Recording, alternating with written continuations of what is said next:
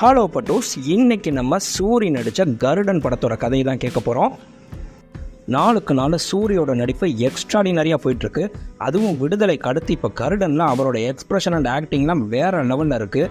நான் இது எல்லாத்தையும் விட கொட்டுக்காளி படத்தை ரொம்ப எதிர்பார்க்குறேன். அதுக்கு முக்கியமான காரணம் என்னன்னா, எஸ்கே விடுதலை படத்தில் நீங்கள் பார்த்த சூரியை விட ஒரு படி மேலே நீங்கள் கொட்டுக்காளியில் பார்ப்பீங்க அப்படின்னு சொல்லி சொன்னதுனால உங்களுக்கு சூரியோட நடிப்பு ரொம்ப பிடிக்கும்னா மறக்காமல் நம்ம வீடியோக்கு லைக் போட்டுட்டு அவர் ஹீரோவாக கண்டினியூ ஆகலாமா இல்லை காமெடியாக இருக்கிறது தான் நல்லா இருக்கா அப்படிங்கிறத மறக்காமல் உங்கள் அபிப்பிராயம் என்னங்கிறத கமெண்ட்டில் சொல்லுங்கள். நம்ம படத்தோட ஹீரோ சசிகுமார் அண்ட் உன்னிமுகுந்தன். சசிகுமாரோட பேர் இந்த படத்தில் ஆதி, உன்னிமுகுந்தனோட பேர் இந்த படத்தில் கருணா. ரெண்டு பேருமே பார்த்தீங்கன்னா சின்ன வயசுலேருந்து ஃப்ரெண்ட்ஸாக இருக்காங்க. சின்ன வயசில் அனாதையாக நம்ம கருணாவோட வீட்டுக்கு வர்றவர் தான் பார்த்தீங்கன்னா நம்ம சூரி. அவரோட பேர் சொக்கன். இந்த படத்தில் தான் வீட்டில் ஒருத்தலாவே நினச்சி நம்ம சொக்கனை கருணா தன் தம்பி மாதிரி நினச்சி பார்த்துக்க ஆரம்பிக்கிறாரு. அப்புறம் பார்த்தீங்கன்னா அதுக்கு உண்மையாக இருக்கணும் அப்படிங்கிற மாதிரி நம்ம கருணாவுக்கு ஒன்று அப்படின்னா உயிரையே கொடுக்குற அளவுக்கு தான் பார்த்தீங்கன்னா நம்ம சொக்கனை அந்த வீட்டுக்கு உண்மையாக இருக்கார். நம்ம ஆதி கருணாவோட நட்பு சின்ன வயசுலேருந்து வளர்ந்ததுக்கு அப்புறமும் பார்த்தீங்கன்னா அதே மாதிரியே தொடருது. அது இன்னும் பலமாகிற மாதிரி பார்த்தீங்கன்னா ரெண்டு பேரும் தொழில் செய்கிறத ஒன்றா தான் பண்ணுறாங்க. நம்ம கருணாவோட கோயில் திருவிழாவே பார்த்தீங்கன்னா நம்ம சசிகுமார் தான் எப்பயுமே எடுத்து நடத்துகிறாரு. நம்ம கருணா எந்த முடிவுமே பார்த்தீங்கன்னா ஆதியை கேட்காம எடுக்கிறதே கிடையாது. ஒரு தடவை கருணாவோட சொந்தக்காரை பிஸ்னஸ் டீல் பேசிகிட்டு இருந்தா நம்ம சசி சொல்கிறாரு, கருணா இதெல்லாம் சரி வராதுடா, வேணான்னு நினைக்கிறேன் அப்படின்னா, கருணா நான் உன்கிட்ட பேசிகிட்டு இருக்கேன், இதில் கண்டவன்லாம் தலையிடக்கூடாது அப்படின்னு சொல்லி சொன்னால் கருணா கோவத்துனா சாப்புன்னு அவர் சொந்தக்காரனே அரைஞ்சிட்டு, இப்போ உனக்கு எனக்குமே சண்டை ஆகிப்போச்சு, இதுக்கு மேலே நம்ம எப்படி தொழில் பண்ண முடியும், கிளம்பி வெளியே போ அப்படின்றாரு. இவங்க ரெண்டு பேரையும் எப்படியாவது பிரிச்சே தீரணும் அப்படின்னு சொல்லிட்டு அந்த ஊர் எம்எல்ஏ முடிவெடுக்கிறாரு. அதுக்கு முக்கியமான காரணம் என்னன்னா, அவர் ஜெயிக்கணும் அப்படின்னு சொல்லி சொன்னோம்னா அதுக்கு முக்கியமாக நம்ம கருணாவோட சப்போர்ட் வேணும். ஆனால் ஆதி என்ன சொல்கிறானோ அதைத்தான் கருணா கேட்பான். அப்படிங்கிறதுனால எப்படியாவது இவங்க ரெண்டு பேரையும் பிரிச்சே தீரணும், அதுக்கு எதை வச்சு சண்டை முட்டி விடலாம் அப்படின்னு சொல்லி யோசிச்சுட்டு இருக்காங்க. நம்ம சூரி ஒரு பொண்ணை லவ் பண்ணுறாரு. அந்த பொண்ணு பார்த்தீங்கன்னா சசிகுமாரோட சொந்தக்காரரோட பொண்ணு. அவருமே பார்த்தீங்கன்னா சசிகுமாருக்கு வலது கை மாதிரி அவங்க ஊரில் இருக்கிறவர். நம்ம சசிகுமாரையும் இவரையும் எப்படியாவது பிரிக்கணும்னு சொல்லி முடிவு பண்ணோம்னா அதுக்கு ஒரே வழி என்னன்னு பார்த்தீங்கன்னா அந்த ஊர் திருவிழா தான். அந்த ஊர் திருவிழாவை ஒவ்வொரு வருஷமும் சசிகுமார் தானே எடுத்து நடத்துகிறாரு. இந்த வருஷம் எப்படியாவது அதை நம்ம எடுத்து நடத்தணும் அப்படின்னு அதாண்டா நம்மளுக்கு கௌரவம்னு எம்எல்ஏ முடிவெடுக்கிறாரு. அதுக்காக என்ன பண்ணுறாருன்னா, அந்த ஏரியாவுக்கு புதுசாக வர கரெக்டான இன்ஸ்பெக்டர் தான் பார்த்தீங்கன்னா நம்ம சமுத்திரக்கனி. அவர் ஊருக்கு கொஞ்ச நாள்லேயே பார்த்தீங்கன்னா நம்ம சசிகுமாருக்கும் அவருக்கும் இடையில முட்டிக்கும். அந்த சண்டையில் கருணா உள்ள போந்து நம்ம சமுத்திரக்கனியை அடிச்சே போடுறாரு. யார் மேலடா கையை வைக்க வந்த அப்படின்னு சொல்லிட்டு. அதனால் நம்ம சமுத்திரக்கனி எப்படியாவது கருணாவை போட்டே தீரணும் அப்படின்னு கொலவரியோட சுற்றிட்டு இருக்காரு. அந்த டைமில் தான் நம்ம எம்எல்ஏ பார்த்தீங்கன்னா இந்த கோயில் திருவிழா பிரச்சனையில் இவன் கூட இருந்து எப்படியாவது இதை நம்மளுக்கு சாதகமாக முடிச்சு விடு அப்படின்னு சொல்லிட்டு நம்ம சமுத்திரக்கனிட்ட ஒரு வேலையை கொடுக்குறாரு. இந்த விஷயத்தை பற்றி எம்எல்ஏவோட அடியாளுக்க கர்நாடகா பேசினா, இல்லை அது எப்பொழுதுமே பார்த்தேன்னா நம்ம ஆதி தான் பண்ணிகிட்டு இருக்கா, அதுதான் சரியாக போயிட்டுருக்கு, இது நீங்கள் தேவையில்லாமல் இந்த விஷயத்தில் தலையிட வேணும் அப்படின்னு சொல்லி சொன்னால், நீ தான்ப்பா ஆதி ஆதின்னு சொல்லிட்டு அவனை தலையில தூக்கி வச்சுட்டு ஆடுற, ஏன் இந்த விஷயத்தில் நீ ஒரு முடிவு எடுத்துட்டு அவன்கிட்ட போய் சொல்லிப்பாரு, அதை அவன் கண்டிப்பாக கடைசி வரைக்கும் ஒத்துக்கவே மாட்டான், அவன் எடுத்த முடிவு தான் சரின்னு சொல்லிட்டு பேசுவான் அப்படின்னு சொல்லிட்டு கர்நாடகா இங்கே ஏற்றி விடுறாங்க. அதே மாதிரி கருணா போய் ஆதிட்டு கேட்டா, டேய் அவங்கெல்லாம் பெரிய இடம்டா, அவங்க கையில் ஒப்படைச்சோம்னா ஏதாவது ஏட்டிக்கு முடிக்க செஞ்சுட்டு கடைசியில் பழியை தூக்கி உன் பேரில் போட்டுட்டு போயிடுவாங்கடா, இதெல்லாம் சரி வராது கருணா, வேணா விட்டுரு, எப்பொழுது மூலம் சரியாக போகட்டும் அப்படின்னு சொல்லி சொன்னோம்னா, சரி இதை நீ நானுமே முடிவெடுக்க வேணாம், ஊர் கூட்டி பஞ்சாயத்து வைக்கீங்கன்னு சொல்லி சொல்கிறாங்க, நம்ம பஞ்சாயத்தில் பேசி முடிவெடுத்துக்குவோம் அப்படின்னு சொல்லிட்டு கோயிலில் பஞ்சாயத்தை கூட்டுறாங்க.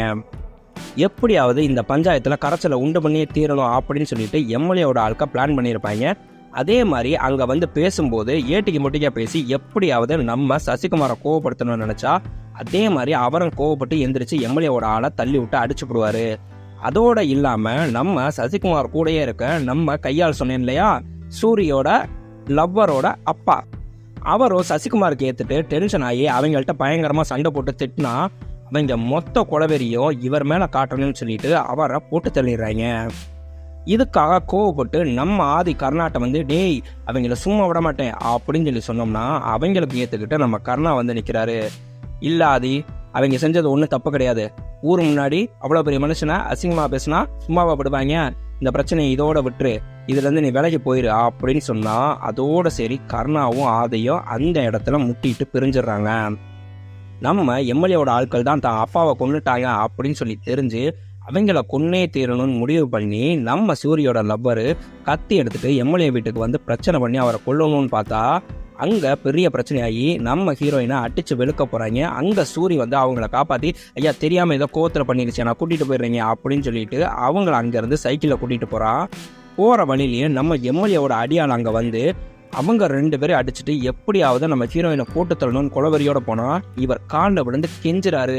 ஐயா தயவு செய்து கெஞ்சி கேட்குறாயா, நீங்கள் விட்டுருங்க, அந்த பொண்ணு ஏதோ அப்பாவை பொண்ணை கோவத்தில் பண்ணிருச்சு அப்படின்னு சொல்லி சொன்னோம்னா காலை பிடிச்சி இழுக்கும்போது நம்ம ரவுடியும் கீழே விழுந்துறாரு. ஏண்டா என்ன தைரியம் இருந்தால் என்னையவே நீ காலவாரி விடுவேன்னு சொல்லிட்டு சூரியவை அடிக்கிறாரு. அவரை எவ்வளோ அடித்தாலும் கெஞ்சி கேட்குறீங்க நீங்கள் விட்டுருங்கன்னு சொன்னால் எப்படியாவது அவளை கொல்லணும்னு சொல்லி போனால் அது வரைக்கும் பொறுமையாக இருந்த நம்ம சூரி அடிக்க ஆரம்பிச்சா அங்கே இருக்க அம்புட்டு பெரிய அடிச்சு துவம்சம் பண்ணிட்டு நம்ம அடியாலையும் கழுத்தில் கயரை கட்டி இழுத்து அப்படியே மரத்தில் தொங்க விட்டு அங்கேயே கரன்னு இழுத்து கொன்னே விடுறாரு. கொன்னுட்டு அந்த பொண்ணை சசிகுமார் பாதுகாப்பில் விட்டுட்டு இவர் செஞ்சதை யாருக்குமே தெரியாமல் இங்கே வந்து நம்ம கருணா வீட்லேயே இருக்கிறாரு. எல்லாரும் கேட்குறாங்க இவன் தான் இதை செஞ்சுருப்பான் அப்படின்னு சொல்லி சொன்னோம்னா, அண்ணே நான் எதுவும் பண்ணலனே அப்படின்னா நம்ம கருணாவும் கேட்குறாரு, டேய் நீ எதுவும் பண்ணலைல அப்படின்னா, இல்லைண்ணே நான் எதுவும் பண்ணலனே அப்படின்னா, இருந்தாலும் எம்எல்ஏவோட ஆளுக்கு உன் மேலே குலவெறியோடு இருக்காங்க, நீ மாட்டினேன்னு உன்னை கொன்றுவாங்க, இந்த கன்னை நீ பத்திரமா வச்சுக்கோ, உனக்கு என்றைக்குமே பாதுகாப்பாக இருக்கும் அப்படின்னு சொல்லிட்டு அந்த கன்னை கொடுக்குறாரு. நம்ம சூரி எம்எல்ஏ குரூப்புக்கு தெரியாமல் ஒளிஞ்சிருந்தா மறுநாள் ஒரு நியூஸ் வருது. என்னன்னு பார்த்தீங்கன்னா சசிகுமாரை சுட்டு கொன்னுட்டாங்க அப்படின்னு சொல்லிட்டு அவ்வளவுதான், மொத்த ஊர்க்காரங்க கண்டிப்பாக இதை செஞ்சது சூர்யா தான் இருக்கும் அப்படின்னு சசிகுமாரோட ஊர்க்காரங்க மொத்தமும் எப்படியாவது சூரிய கொன்னே தீரணும்னு சொல்லி சுற்றுறாங்க. அதே மாதிரி இங்கே எம்எல்ஏவோட ஆட்களுமே இவரை கொன்னே தீரணும்னு சொல்லி சுற்றினா அவங்கள்ட்ட இருந்து எல்லாத்தையும் கஷ்டப்பட்டு தப்பிச்சு ஒவ்வொருத்தவனையா பிடிச்சி எப்படா சசிகுமார் சத்தியம் அப்படின்னு சொல்லி நூல் பிடிச்சி நம்ம எம்எல்ஏவே போட்டு தள்ளிடுறாரு. கடைசியில் எம்எல்ஏ இதுக்கு காரணம்னு சொல்லி தெரிஞ்சு, ஆனால் எல்லாரையும் கொண்டுட்டு கடைசியாக வந்து நிற்கிறது யார் முன்னாடின்னு பார்த்தீங்கன்னா நம்ம கருணா முன்னாடி. என்னன்னு பார்த்தீங்கன்னா இவ்வளவு செஞ்சது நம்ம கருணா தான் அப்படிங்கிறது சூரிக்கு தெரிஞ்சிருச்சு. ஊர் முன்னாடி தலைவரையே தப்பாக பேசுனதுனால எம்எல்ஏ ஏற்றி விட்டதுனால அந்த பொண்ணோட அப்பாவை போட்டு தள்ளிருங்கடா அப்படின்னு சொல்லி நம்ம கருணா தான் கோவத்தில் சொல்லியிருப்பாரு. அதே மாதிரி நம்ம ஹீரோயினையும் கருணா தான் போட்டு தள்ளணும் அப்படின்னு சொல்லி முடிவு பண்ணியிருப்பாரு. ஆனால் நம்ம சூரி தான் காப்பாற்றிட்டு போனார் அப்படிங்கிறது இவருக்கு தெரிஞ்சிருந்தாலும் தெரியாத மாதிரியே தான் அந்த கன்னை கொடுத்துருப்பாரு. அதே மாதிரி நம்ம சசிகுமாரையும் கொலை பண்ணிட்டு அந்த பழியவும் தூக்கி நம்ம சூரி மேலே போட்டுட்டாரு. எப்படியாவது சூரிய காட்டுக்குள்ளேயே வச்சு போட்டு தள்ளிடணும் அப்படின்னு சொல்லி முடிவு பண்ணியிருக்கப்ப தான் நம்ம சூரி எல்லாரையும் போட்டு தள்ளிட்டு இங்கே நம்ம கருணா முன்னாடி வந்து நிற்கிறாரு. ஏன்னே இந்த உண்மை எதுவுமே தெரியாமல் நான் அப்படியே செத்து போயிருந்தானே நீ நினச்ச அப்படின்னு சொன்னோம்னா உங்க நம்ம கருணாக்கும் சூரிக்கு இடையில பயங்கரமான சண்டை. உங்கையே வச்ச நம்ம கருணாவை கண்டந்துடமாக வெட்டி கொன்றுறாரு. அங்கே வர்ற நம்ம சமுத்திரகனி, இவன் மேலே இருந்த கோவத்தில் நானே இவனை கண்டந்துடமாக வெட்டி கொள்ளணும்னு நினச்சேன், நீ கொள்ளதுனால எனக்கு ஒன்றும் பிரச்சனை இல்லை, நீ ஆசைப்பட்ட பொண்ணை கூப்பிட்டுட்டு இந்த ஊரை விட்டே ஓடி போயிரு, சசிகுமாரோட ஆட்க தான் கோவத்தில் இவன் தான் செஞ்சாங்கிறது தெரிஞ்சு வெட்டி கொண்டுட்டாங்க அப்படின்னு சொல்லிட்டு நான் கேஸை க்ளோஸ் பண்ணிக்கிறேன். ஆனால் இதுக்கப்புறம் நீயோ இந்த பொண்ணோ என் கண்ணில் இல்லை, இந்த ஊரில் இருக்க எவன் கண்ணிலையுமே படக்கூடாது, அப்படியே போயிருங்கடா அப்படிங்கிறதோட ரத்த வண்ணத்தில் நம்ம ஹீரோயினோட தோளில் கையை போட்டுட்டு அங்கேருந்து நடந்து போகிறாரு. அப்படியே நம்மளுக்கு இந்த படத்தை முடிக்கிறாங்க.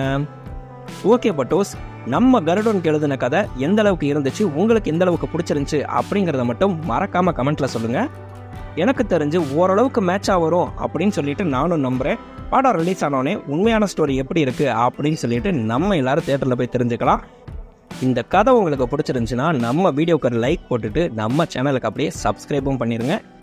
மறுபடியும் அடுத்த ஒரு நல்ல வீடியோவில் உங்களை நான் சந்திக்கிறேன் ஃப்ரெண்ட்ஸ். பாய்.